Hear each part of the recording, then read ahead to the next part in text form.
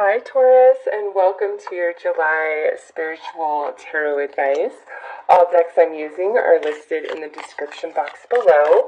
This reading will bring information to you from your spirit guides for the month of July, as well as looking at things happening in your life from a more spiritual perspective and understanding. So, Taurus, let's see what energy and guidance your spirit guides are bringing to you in the month of July. Well, there we go.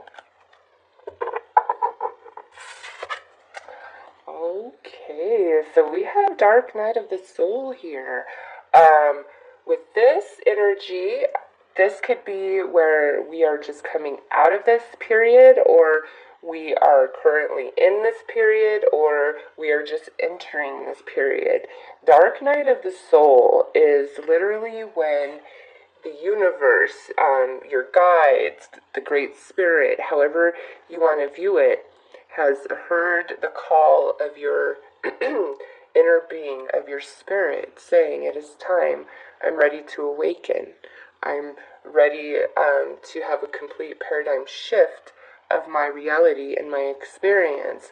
I'm ready to awaken to my divine purpose for being here, because, you know, there are some souls that have incarnated mainly for spiritual service to humanity this lifetime, and many of them have been asleep for many years of their life because they were in training. They had to experience everything as an unawakened soul would in order to be able to relate and offer anything to an unawakened soul once they awaken. Okay, so being an unawakened soul and going through an entire lifetime like that, there's nothing wrong with that. Okay, we are all here for different reasons and different purposes, for different experiences. So if somebody is not spiritually awakened their whole life, that's just fine.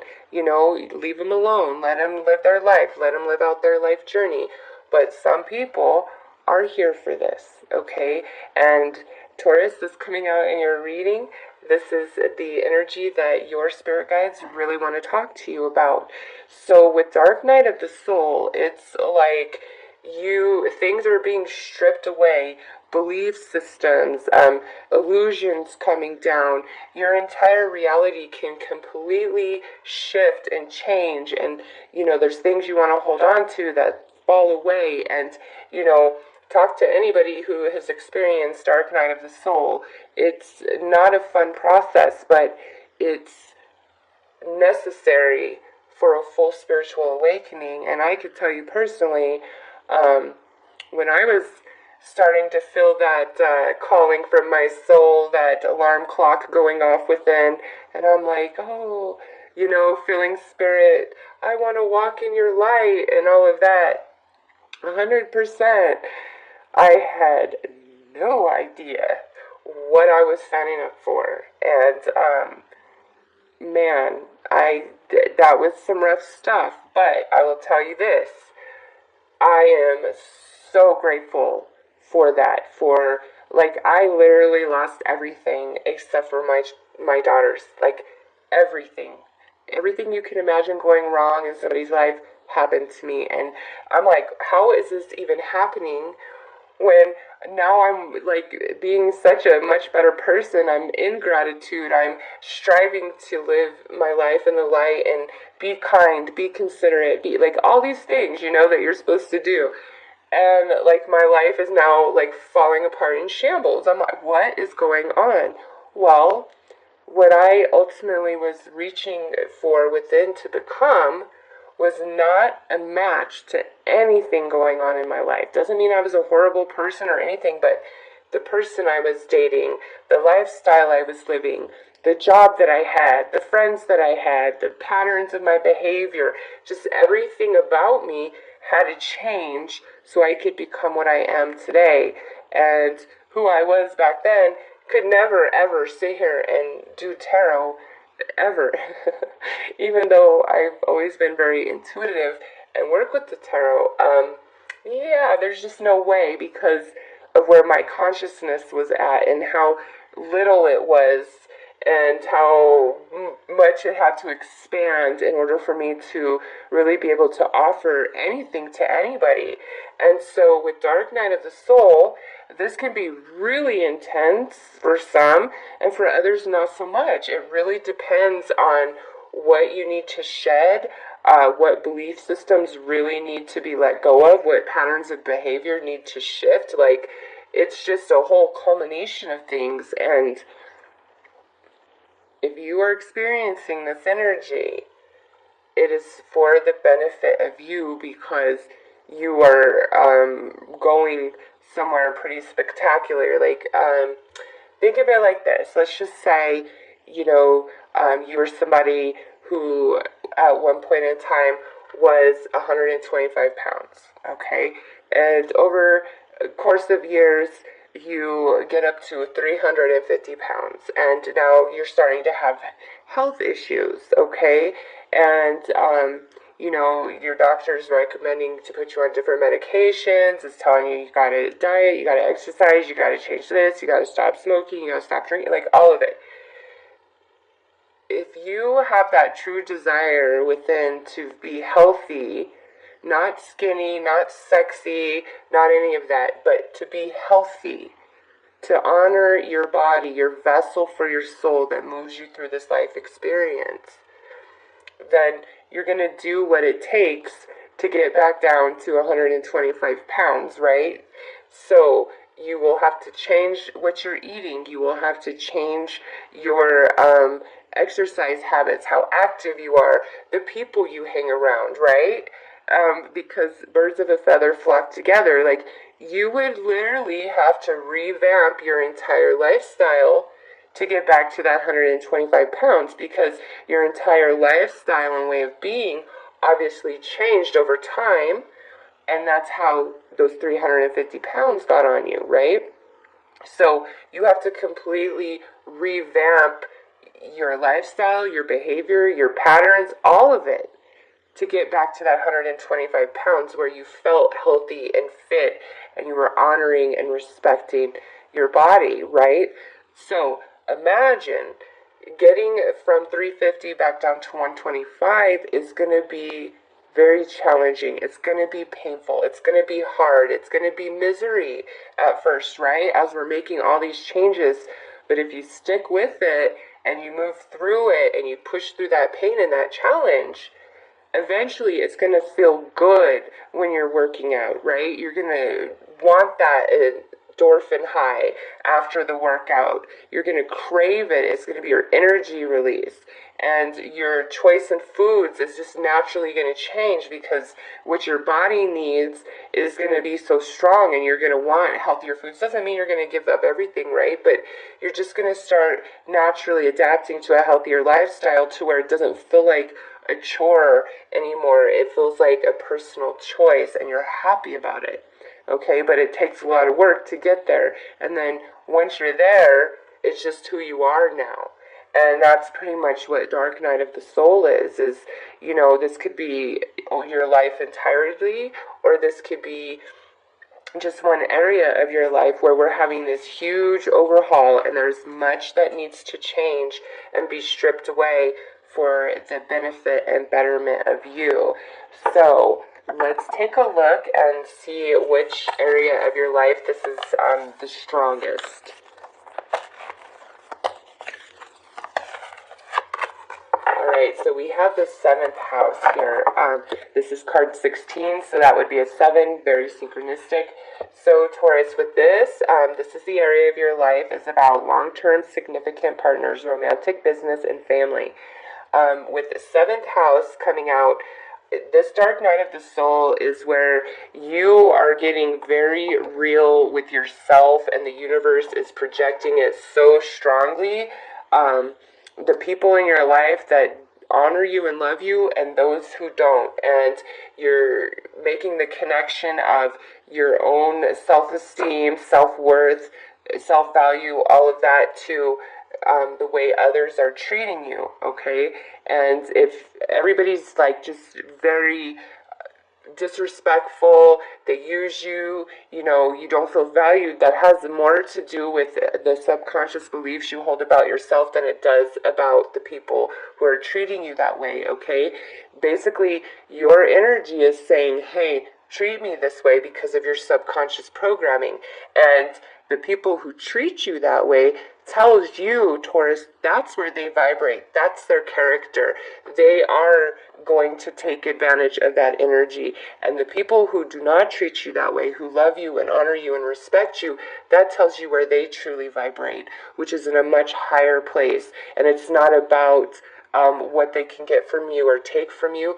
They genuinely love you, and they're going to see you in that light, and they're going to hold that space for you, okay?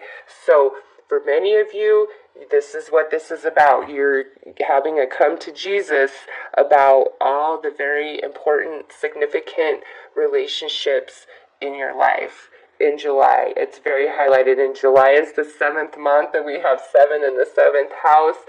Wow, Taurus, incredibly synchronistic for you guys. Wow. Let's just pull a card here and see how your spirit guides see you in this process, their perception of you.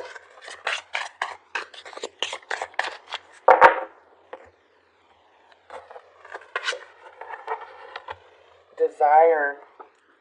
So, Taurus.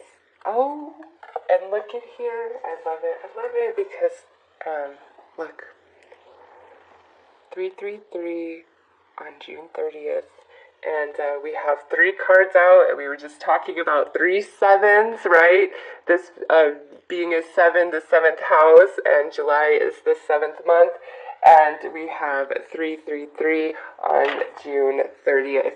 So, Taurus, amazing, hugely synchronistic.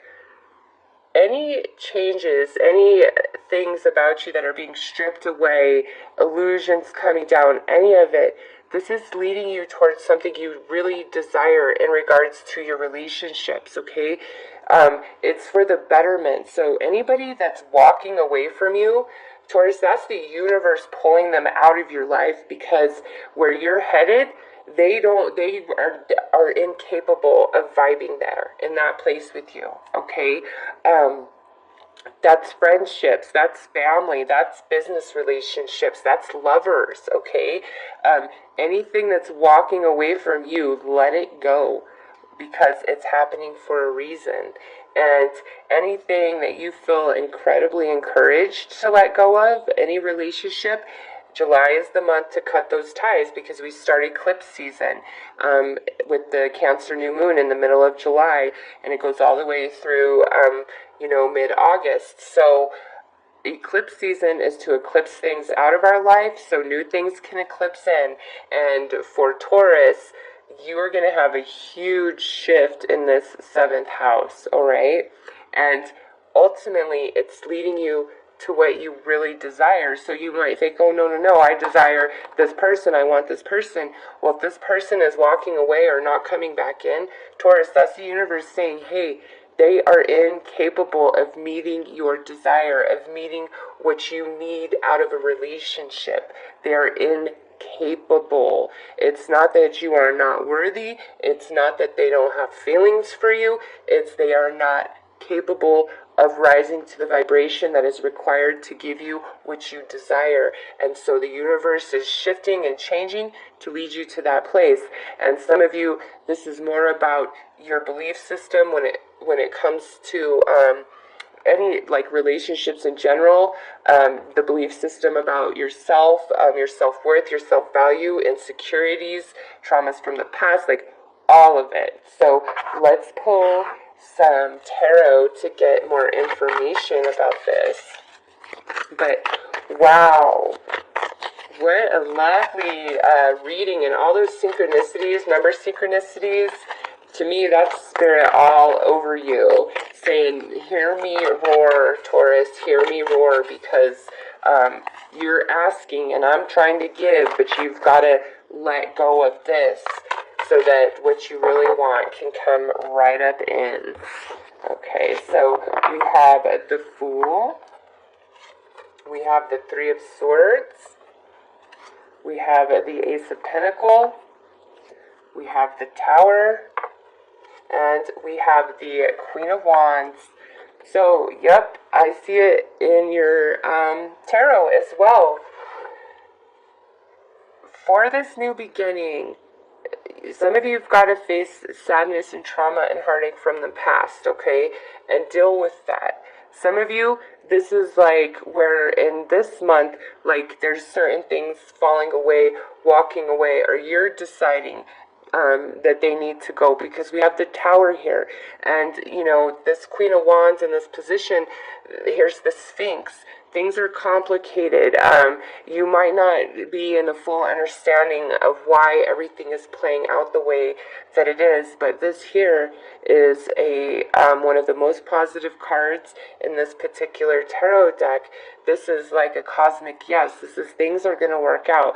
New opportunities are coming your way, which you truly desire in regards to relationships, the kind of intimacy, the kind of connection, the kind of loyalty, the kind of respect that you're really desiring, Taurus.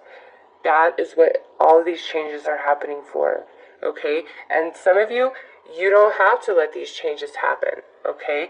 This is just a general reading, and you can hang on to everything and fight for it if that's what you so choose, but it will only bring you pain, and it's inevitable. You have your life journey, and you can also, because look, see how she's holding the orb in her hand, and then look here, the pinnacle is like an orb just right above his hand, and then here's the all-seeing eye. There's things that you must change and let go of, certain people, certain beliefs, certain ideas, certain relationships, because they're not in your highest good. They bring you more pain than they bring you happiness. And though being without some of these relationships may make you feel empty and scared, you will truly be better off. And, you know, it's because you are being led to what you truly desire, Taurus, like in regards to relationships. So let's pull an overall advice card for you guys.